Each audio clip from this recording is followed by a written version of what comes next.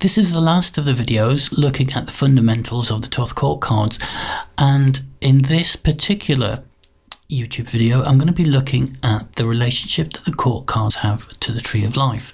So we'll go straight there. On this diagram we see the relationship that the court cards have to the Tree of Life. Now they're said to be closely associated with, but not strictly a part of this Tree of Life glyph.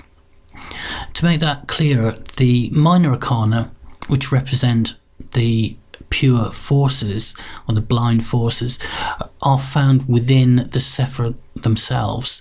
So in Hesed here, the fourth Sephirah, we have all the fours. In Hod will contain all the eights of the different suits, right down to Malkut here, which is the final and 10th Sephiroth, and that will contain the tens. Now the major arcana represent more complex spiritual forces, and these form the spiritual journey that the Fool takes. So these are found on the paths between the different Sephirah, and their job is, they're not blind forces, as I say, they're sort of archetypal principles. For instance, we have the archetypal energy of the Empress, or we have like karma acting throughout the Wheel of Fortune. So these are like spiritual sort of cosmic forces which are acting on the individual, on the spiritual seeker, as they pass through the trials of the 21 major arcana cards. The knights, queens, princes and princesses have their respected Sephiroth which they are closely associated with, but they lie outside that particular Sephiroth. So we have the knights with Hokmar, queens with Binar, the princes with Tiphereth, and the princesses with Malkut, all having their respective close associations. In this diagram I've just added this curve here, and it separates the princesses from the rest of the court cards. Indeed, sometimes the Tree of Life is seen as Malkut being like a pendulum, because this is representing the earthly part of the creation, and it's fallen so far away from the Godhead here and the rest of the energies associated with the tree that it's seen as separate. So we have the knights being the father, the queen's the mother, the princes being the son, and the princesses being the daughters. But the princess is also the consort of the prince, and that's because she's, although they're all related in one sense, the princess has fallen so far away, being right down here from the princes, that she becomes the consort of the prince, and then you have this cycle of the Tetragrammaton starting all over again. So the princes have this special relationship with the Godhead here and Keter, the spirit, because they're in direct contact on the Tree of Life. So when we come to look at these cards in detail, we'll see just how fascinating the spirituality is and what they're trying to convey is, and yeah, it's a really good study.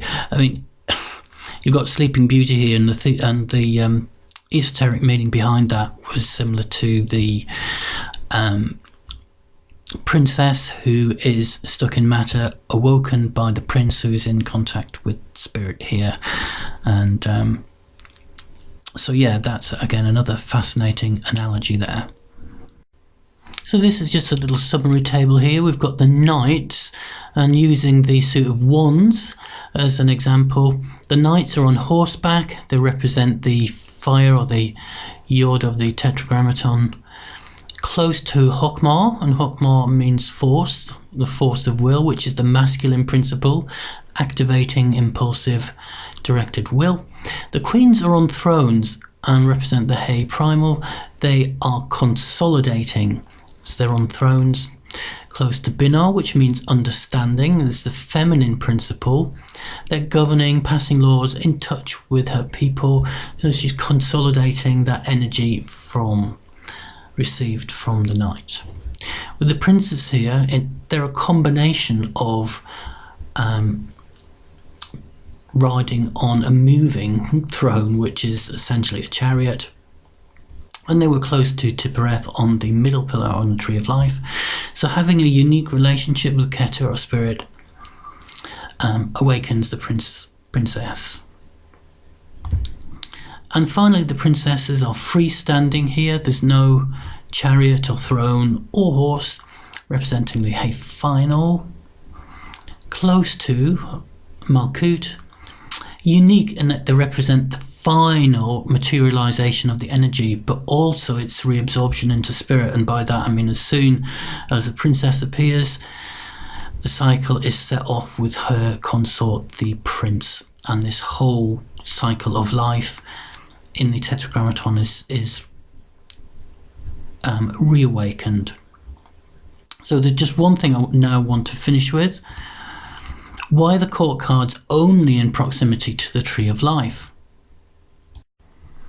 Well, I haven't seen this in any textbook, but the court cards essentially, as we know from textbooks, represent people, personalities, and they're a mixture of elements, astrological associations, the whole works. So they represent people, whereas if we look at the Tree of Life, it's associated with blind energies in the Sephira themselves, and also with the major arcana and their archetypal, their universal spiritual energies acting between the two associated Sephira. But with the court cards here, we actually just have people, and so you can't really place them on the Tree of Life when it's already complete, really, within itself. So what I thought when I was studying the Knight of Wands was that the Knight of Wands is essentially, as all the court cards will be, trying to find a harmony and balance within themselves between the elements. For instance, he was 2/3 Sagittarius, 1/3 Scorpio. So it's trying to ultimately, whether consciously or unconsciously, become whole and to follow the path of the Tree of Life as the Fool and take the journey through the various different Sephira until the test of the 21 cards have been completed. And the same with all of these cards. They are essentially just looking for completeness, as we are as people. So that's why I feel they're not on the Tree of Life, but closely associated with it. And it's up to that particular personality to engage the spiritual process and follow the 21 paths of the tree. Okay, so that's it for the court card fundamentals. I'll come on to the Knight of Wands when I next have time to do that. I'll probably have a break from them now and maybe do a major arcana card or something.